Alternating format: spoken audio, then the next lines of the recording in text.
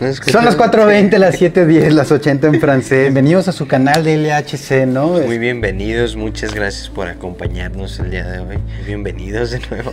Ojalá que estén con su sustancia verde. Nosotros tenemos uno muy bueno, se supone que ese es 100% mexicano. La Mexican, que le conocen como el cerro, ¿no? De aquí. Sí.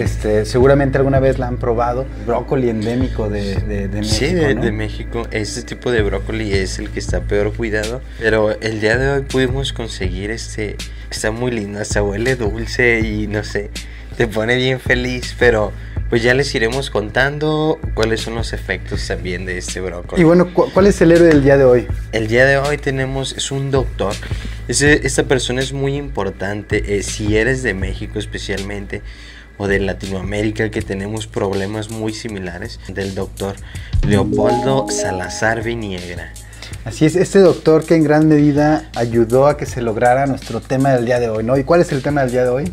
El día en que las drogas se volvieron legales en México. Así es, todas, un día donde todas las drogas fueron legales, así fue el perico, el gallo, los hongos, la piedra, la mona de guayaba, todo, el cemento. Todo. Eso sí, solo duró unos meses y fue casi hace 100 años. Es increíble, la verdad, que eso ha sido realidad. Queremos de verdad hablarles sobre este tema, pero bueno, antes de empezar, si no están suscritos, pues que suscriban al canal, ¿no? Eso nos ayudaría muchísimo, ¿no? Dense un fume, denle like, agarren su brócoli, sus comentarios y comenzamos.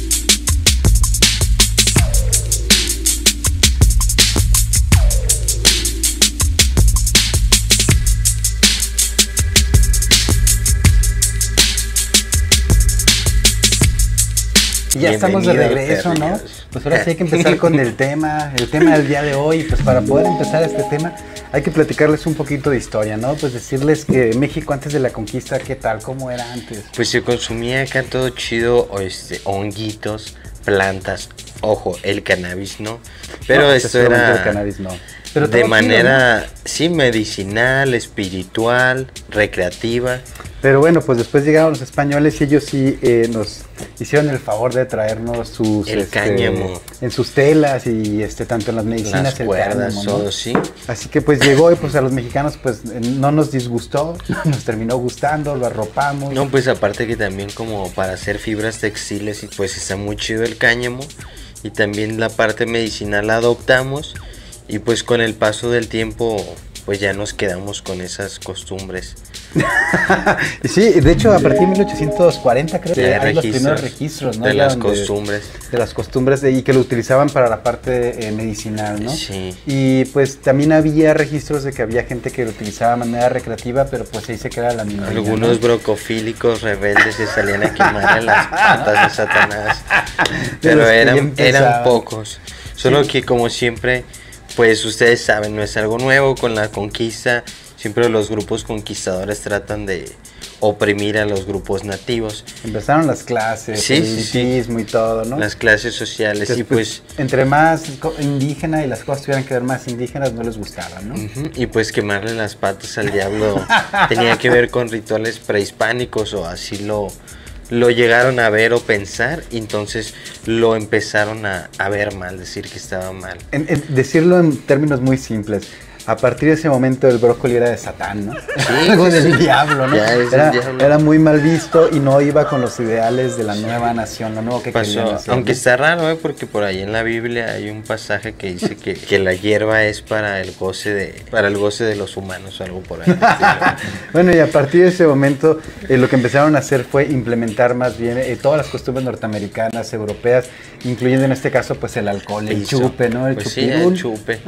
Nos hicieron el cambio y pues ya en 1871, si no me equivoco, empiezan a hacer como delito todo lo que tiene que ver con el traslado, la comercialización de las drogas como tal, ¿no? Y ahí casi unos años, en 1906, ¿quién nace? Nace María Dolores Esteves. Todo un personaje. Alias Lola la Chata. La familia de Lola la Chata vendía heroína, morfina, marihuana cuando era legal. Entonces cuando el gobierno lo prohibió, pasaron a ser delincuentes. Sí, y de hecho lo que fue la chata comenzó primero, ya después a ser una mula, ¿no? Pero bueno, esto lo vamos a ver más adelante, conforme vayamos viendo cómo se va portando las leyes, ¿no? Pudiera ser la primer traficante internacional, sí, de hace 1930. Bueno, por lo menos por allá. Que vendiera marihuana, porque seguramente habían otros que vendían opio, así. Eso sí, el opio, sí. Pero a partir de este momento y hasta 1920 es cuando ponen el ojo en la marihuana. Sí, ¿no? ya Dicen, acá en... el brócoli es el malo. Dicen que es muy malo, que no es una planta medicinal. Y que es una de esas de las que llevan al pueblo a lo que sea, que la gente, ¿no?, se vuelva muy mala, maligna. Puros choquis. Y bueno, pues sí, a partir de 1990 es cuando todos los comerciantes, como decía Moy, como la el familia caso de de Chata, Lola, pues se volvieron traficantes. Son los traficantes nuevos, sí, ¿no? Y esto está muy interesante porque si ustedes van viendo a la par, hasta 1910, digamos, estaba Porfirio Díaz, ¿no? Y entonces él, durante todo el tiempo que él estuvo, digamos, que las hierbas fueron medianamente legales, ¿no? De hecho, hasta por ahí hay una historia que dicen que a él le gustaba mucho fumar y que de ahí viene la parte de la cucaracha, que también les recomiendo que se la quieren investigar, ¿no? Pero a partir de que comienza la revolución hay un cambio de poderes y entonces empiezan a buscar, pues sí, ¿quién es el que va a estar? Pero de la manera mala, como les hemos dicho, como todo lo que tiene que ver la colonización. De hecho, todos los que quieran leer sobre la revolución se los recomiendo mucho porque ahí se van a dar cuenta cómo todo se llevó a base de traiciones, a base de muertes. Todos los que estuvieron buscándola, ninguno la pudo ver realmente. Y se puede decir que no hay ningún estudio que diga cuándo terminó la revolución. O sea, se podrá decir o que terminó en algunas fechas o que nunca terminó. Digo, eso se los quería decir porque a la par de que sale Porfirio Díaz y que comienza la revolución, es que comienza también todas las cosas prohibicionistas y además que nace también con el poco tiempo lo que vendrá a ser una gran narcotraficante, una gran, gran pero de tamaño. No por y también en narcopaís. Así es, un narcoestado, ¿no? Sí, a partir de aquí comienza, desde, ¿no? Pues hace más de 50 años que existe esto. A partir de 1996 hubo un código sanitario y en este consideran las drogas como enervantes y incluyeron ahí pues ¿qué fue? Pues el gallo, el perico, la mona, como decías, la mona de guayaba, la coca. Todos lo metieron. Todas las sustancias que... Y las que se les ocurrieran, ¿verdad? Porque eran todas las que lo utilizaban de manera viciosa. Que envenenaran a los individuos, todas las que te causaran que te volvieras loco, degenerado. En medida de esto podría ser el alcohol, podría ser el café, podría ser el azúcar, sí. Pero bueno, no nos vamos a meter en eso, ¿no? Quedaron prohibidos por realizar ciertos actos y pagaban, o sea, si te agarraban aventándote tu churrito, tenías que pagar entre 10 y 5 mil pesos, que era mucho dinero. Yo sé que aquí se escucha como poco. Creo que 10 mil pesos de aquel entonces, tengo entendido que vienen siendo hasta millones. Sí, era dinero actual, o sea, millones que se tenía que pagar.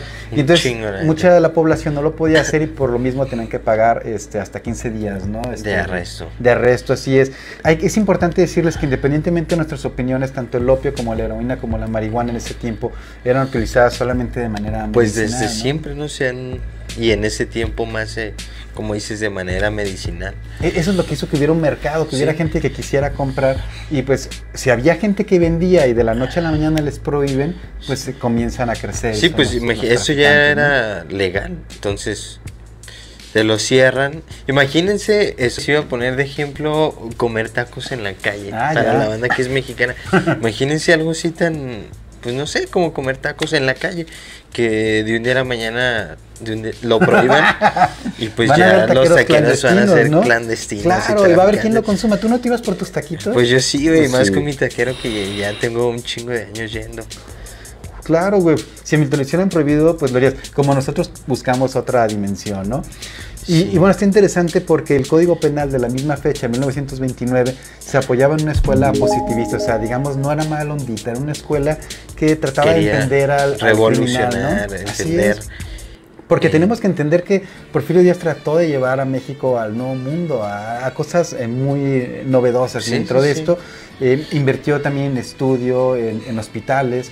Y pues parte de esto fue donde trataron de tener esta escuela positivista, ¿no? O sea, sí hay gente que puede hacernos daño, pero no es porque quiera hacernos daño, sino porque las circunstancias lo han llevado ahí, lo que lo rodea, su carácter y lo que puede traer por construcción de sus padres, ¿no? Eso está interesante, pero lo lamentable de esto es de que a pesar de que decían eso, pues como la sociedad se sentía pues con miedo, con peligro, pues les daba las posibilidades de defenderse hacia estos delincuentes. Y en ese tiempo, en 1929, este código consideraba a los viciosos, a los toxicómanos que nos llamaban, pues unos delincuentes. Pues los tenían que meter a una cárcel. No exactamente meterlos a la cárcel, pero sí. Lo que decía es que los podían educar, los podían adaptar, los podían curar. Sin embargo, en ese entonces no había los suficientes hospitales ni las digamos, las adecuaciones para poder hacer eso con todos aquellos consumidores que ya existían. Siguieron habiendo modificaciones en la ley hasta que llegaron al momento donde se terminaba criminalizando al usuario, al momento de que lo puedes arrestar y encarcelar, ¿no? Bueno, llevó un tiempo y dentro de este tiempo recluyeron a los toxicómanos, a los consumidores, que por cierto, si no lo sabían, son los toxicómanos. Somos toxicómanos.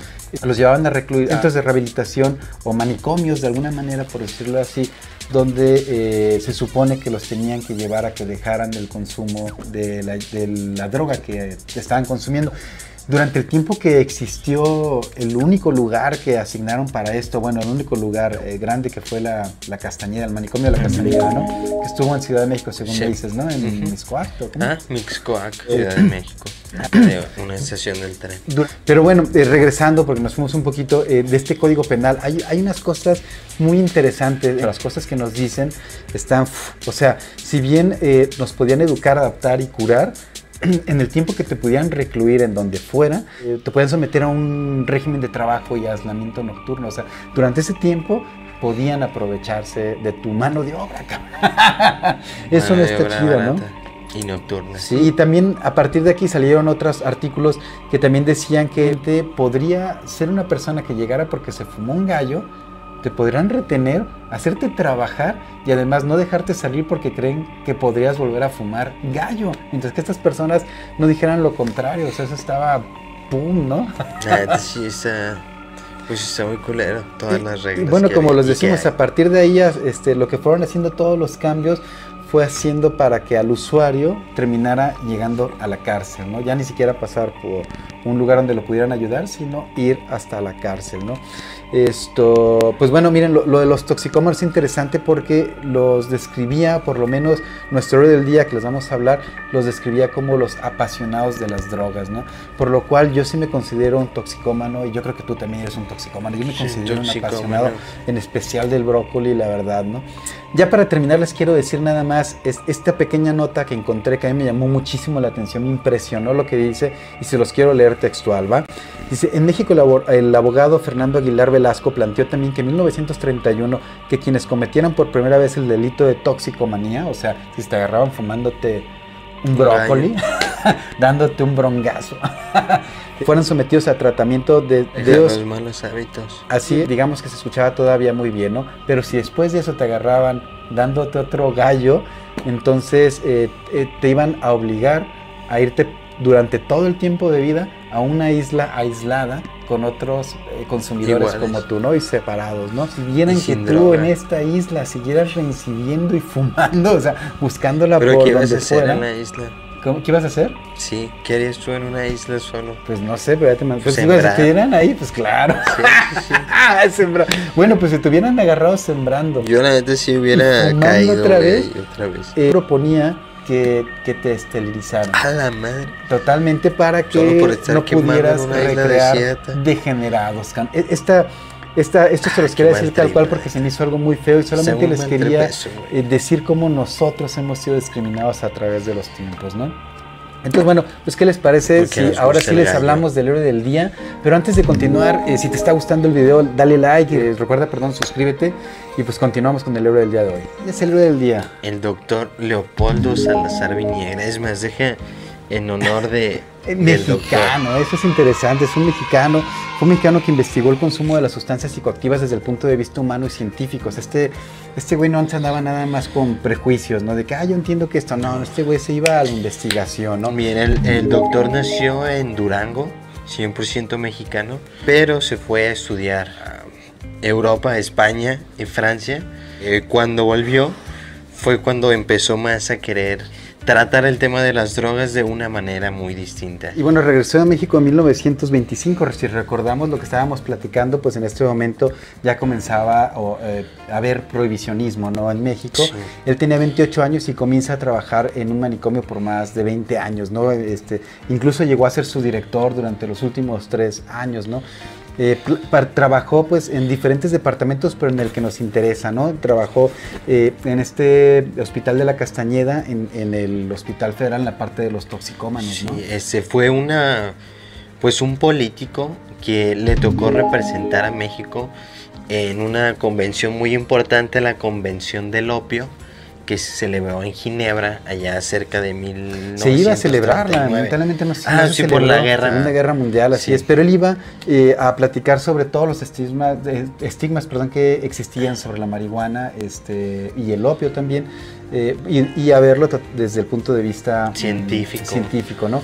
En marzo de 1938 utiliza su columna para hacer una carta a este personaje que les habíamos platicado de la chata, ¿no? Este personaje que no les terminamos de decir, lamentablemente por el tiempo no vamos a poder, pero brevemente, ella, una de sus parejas fue un ex policía que le ayudó a generar las conexiones tanto con el gobierno como con los policías, y con el conocimiento de su anterior pareja, que lo había llevado al norte del país, hizo que generara tantas conexiones que terminó siendo una narcotraficante de todo México, Estados Unidos y hasta Canadá, ¿no? Se podría decir que fue la primer traficante o la primer persona que comenzó a corromper a las autoridades desde aquel entonces, a todos los niveles de autoridades, como ustedes saben, no es hasta en las noticias sale pues. El narcotráfico y la corrupción han convertido el Estado de México en uno de los lugares más peligrosos del país. Los periodistas aquí cubren y sufren la violencia que crece a pocos días de estas elecciones. Desde entonces, pero el doctor Leopoldo estaba luchando para que, como les digo, se llevara a cabo de una manera diferente. Le hizo una carta y además muy bien, ¿no? Con mucha fuerza, donde pues le comenta que los dos investigan a las mismas personas, a los toxicómanos, pero que ella lo veía desde el punto de vista del comercio, dinero, ¿no? del comercio. Y que eso había llevado a grandes dolores a la nación, ¿no? Además lo hace en una forma, se burla pues de ella, de su físico y otras cosas, ¿no? Y que vendía tacos. Y se pasó adelante, no tiene nada malo vender tacos. Pues sí. Y bueno, el mismo doctor, algo interesante es que perteneció a una generación de médicos donde no solamente se quedaban en los ideales, ¿sabes? Él no nada más era de que, no, es que yo lo estudié, el brócoli no es tan malo, así es, sino que él generaba políticas públicas, hospitales y todo lo que fuera necesario para demostrar su punto, ¿no? Tanto así que lo llevó al gobierno de Lázaro Cárdenas, hizo la propuesta de tal manera que él fue el creador, o digamos el que inició para que se pudiera hacer entonces sí durante unos meses legal todo lo que tuviera que ver con las drogas. Así, ¿no? es, pues todas sus investigaciones sirvieron para hacer un reglamento federal de toxicomanías, y como decía Carlos, se promulgó en el gobierno del presidente Lázaro Cárdenas. Todas las drogas eran suministradas por el gobierno. Todas. Heroína, morfina, perico, gallo, guayaba, cemento. Tú podías ir pero saque y te eso está muy interesante. Desde aquel entonces el precio de las drogas era aproximadamente muy caras. Y lo interesante aquí es que el gobierno lo vendía por solamente un 10% de su valor comercial. Lo que quiere decir que si ustedes el día de hoy por hoy compran una onza en 2,000 pesos, el gobierno les vendía la misma calidad en 200 pesos. Se supone que vendía la mejor calidad. Sí, la mejor calidad. La se mejor aseguraba morfina, de que no estuviera el mejor perico, ¿no? el mejor gallo. Así es. Lamentablemente esto falló, y no crean que tuvo que ver con los usuarios, que se puso violento y todo se puso acá, mal ondita y malvibroso. Pues no. tuvo que ver con que la Segunda Guerra no permitió que se pudieran proveer de las drogas necesarias para poderlas repartir, y por eso es que fracasó el proyecto a los meses después. Sin embargo, todos dicen que era muy prometedor, y los usuarios decían, oye, es que yo me siento muy bien, voy y compro con seguridad de que nadie me va a hacer nada, y además que lo que estoy comprando no me va a hacer daño. Pues sí, pero también está en juego que desde entonces el narcotráfico junto con Estados Unidos y lo que eran los comienzos de la actual DEA también se encargaron en conjunto a hacer ilegales todas las drogas. De hecho, desde ese entonces al doctor Salazar ya se le veía como alguien peligroso. Ellos creían que podía haber algo ahí de lo que él decía que podía generar un problema para el país vecino, ¿no? Entonces, bueno, fue muy investigado, burlado. Los agentes de la DEA tenían ciertos comentarios muy despreciables a su persona. Y bueno, pues así fue, él siguió investigando, lamentablemente falleció en 1957, no pudo hacer más de las cosas que él hubiera querido hacer, pero yo quise hablar de él porque me pareció muy interesante todo lo que él hizo en relación a la investigación a aquellos consumidores de sustancias psicoactivas, ¿no? Y que él pues no lo veía mal, o sea, simplemente decía, bueno, vamos a entender por qué lo hacen, manera, ¿no? Sí. Vamos a entender el brócoli como tal, qué es lo que genera, qué es lo que modifica, vale la pena, no vale la pena, sí puede ser usado, en qué cantidades, o sea, todo él trataba de ver más bien eso en lugar de decir, no, pues no lo consuman, ¿no?